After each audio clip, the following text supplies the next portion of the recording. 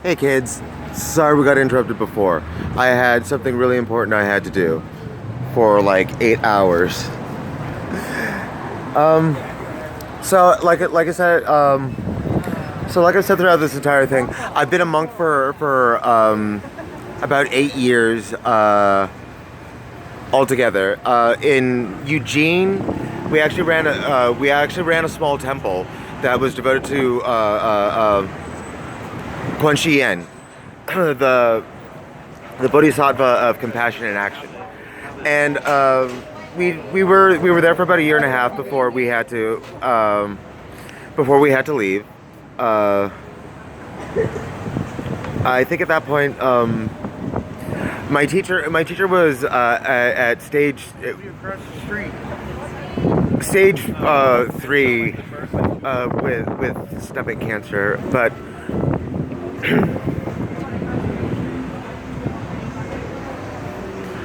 over 5 years we'd managed to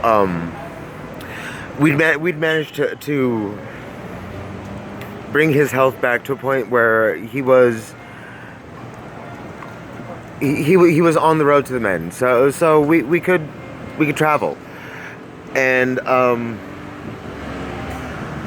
one of the places that my teacher had always wanted to see was San Francisco. I told him I didn't want to come. I never have a good time in San Francisco. The 2 years that I spent here before were kind of rocky, but it's San Francisco. It's a magic place. So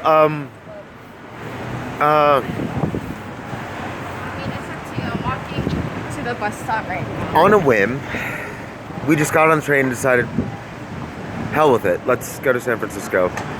And we spent about 2 weeks trying to get to know people out here. Well, okay, so first off, what you got to understand about Pt.2. As Buddhist monks congregate together in groups and they speak amongst themselves. Sorry that this keeps moving. I'm still trying to find a cameraman. So you have the Sangha, which is the entire group of people practicing Buddhism, and then you have the monks who have their own Sangha and do their own speaking and teaching and learning. And this group, there are words and terms for all of these things. You can look them up. Like I said, if you want to call me on anything, just write it in the comments or something like that. I will more than happily do my research. I'm still a student. I'm learning. Don't by any means take me as an authority on any of these things. But this is my understanding of how it is. The entire group of monks are known as the Homeless Brotherhood. So yes, we take extreme vows of poverty. We take extreme vows of chastity sometimes, most times. We take vows of austerity. We take vows of integrity. You know, there's a lot of things that we don't do as monks. We don't steal. We don't lie. We don't cheat. We don't gamble. We don't. You know, we follow Dharma. Dhamma. You know, the one is Pali, one is Sanskrit. It's so, like I said, I've been learning a lot, and one of the most important lessons that you know comes from Buddha and the monk in being a monk is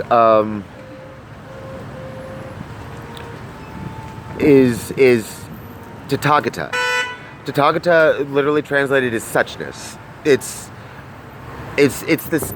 is being. It is what it means to be. When it comes to the state of Tathagata, there's this complete balance of light and dark, life and death, love and fear. And when this balance happens, you know, a lot of people tend to. It was such a long, amazing journey. It took so long to get to know the kids, to gain their trust, to gain their support, to help them understand what it was that we were doing. And we still never really successfully got them to understand what it what Tathagata is and what we were trying to bring to them, what we were trying to show them, and that is a better way or a different way, a way, you know. When we're in pain and we're suffering, we want to see others in pain and suffering. That's how life is. Misery loves company. We know this saying. When we're fulfilled, when we're happy, we don't seek anything else outside. We're not looking to make someone's life better. We're not looking to, you know, see pain in others' lives. We simply are, and that state of being causes such calmness in the people around us that, you know. Thank you, San Francisco, everyone. It's not the busy city, but it's a busy city. But so the more we got to know the kids, the more we got. And when I say the kids, I mean the street kids out here. We, as monks, we're here for everyone. You know, everyone. We talk to everyone. I have policeman friends. I have whole scads of homeless friends or brothers, or, you know, these terms in English are so concrete. You've got to understand, but we use them so flippantly. It takes years to make a friend. It takes years to build trust. It takes years to love. You know, these things that we just, you know, automatically after 3 days, oh, I love you, you're my favorite person, you know. It's like, that's not possible. You don't know each other. So like I said, this is probably going to be my longest set of videos, one of my longest sets of videos, because of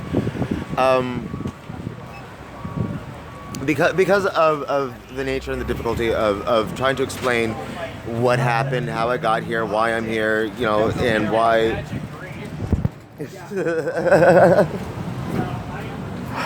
why I'm homeless. But as monks, we literally call ourselves the Homeless Brotherhood. We when we speak to each other, we speak to the homeless brothers. And so to us, it's not an insult to be on the street. It's not a mark of shame to hold our hands out and ask, because we don't ask. We don't hold our hand. We are here with nothing, because as beings we have nothing. We come into this world with nothing, we'll leave it with nothing. But the entire time in between that, we want things. We want people, relationships. They're all manner of things that cause suffering in our lives. And so, like I said, it takes years to learn some of these concepts, and it takes even longer to learn how to apply them.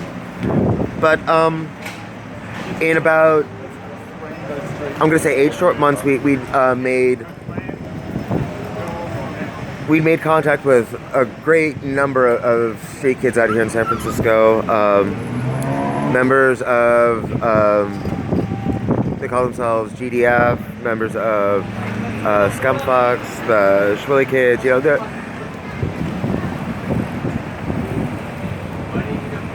there are so many, just so many beautiful lights out in really dark places sometimes.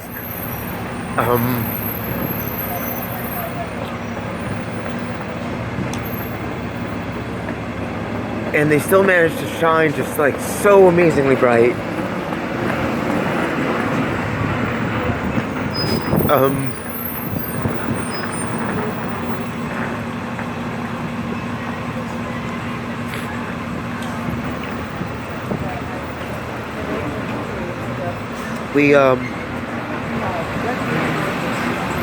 We had a song on Buena Vista Hill. We were the Buena Vista monks. The kids knew us as the dirty monks, the gutter monks, you know. Because like I said, on Vanaprastha, my teacher was allowed to partake in a lot more things than most monks would. But it's something that a lot of monks or not a lot, but, you know, at some point, you know, a monk goes out into the world and and tries to teach Dharma to everyone. And so I was my teacher student, and our Sangha was beautiful, but with stomach cancer and a broken skeletal frame, it was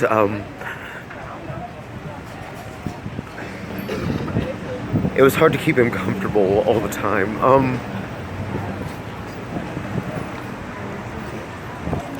With an altar and a full set of books, you know, it was hard to keep everything in a nice tight pile and organized with clothes.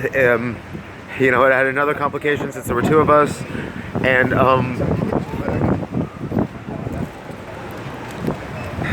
then we were given the gift of a beautiful puppy from the Tits kids. Tits is a program taking it to the streets here in San Francisco. It was started to get homeless youth off of the street on the Haight. There's a long history of youth homelessness in San Francisco, especially on Haight-Ashbury. In fact, the Summer of Love, like I said, was you know, that was composed mostly of 13 to 17-year-old children who had run away from home, you know, with value clashes and conflicts with their parents. Anyway, so we had our puppy, we had our temple, we had our Sangha, we had a whole group of kids that we were reaching out to. But there was a huge problem in the city. There is a huge problem in the city. I don't know if we really want to call it homelessness or if we want to call it greed, corruption, fear.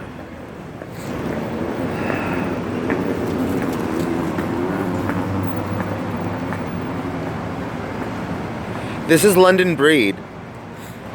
She was a mayoral candidate this year for San Francisco. After Ed Lee had passed away.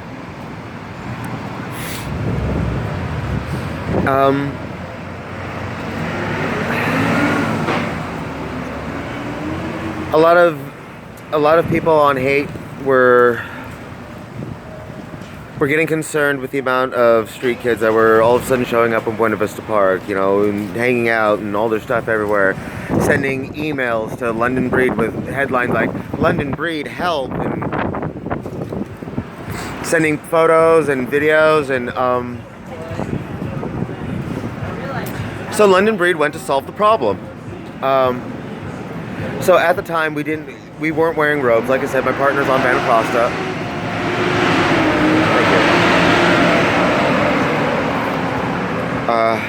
My teacher is on Vanaprastha. Both ways. Garbage truck. Yes, thank you. Take your time.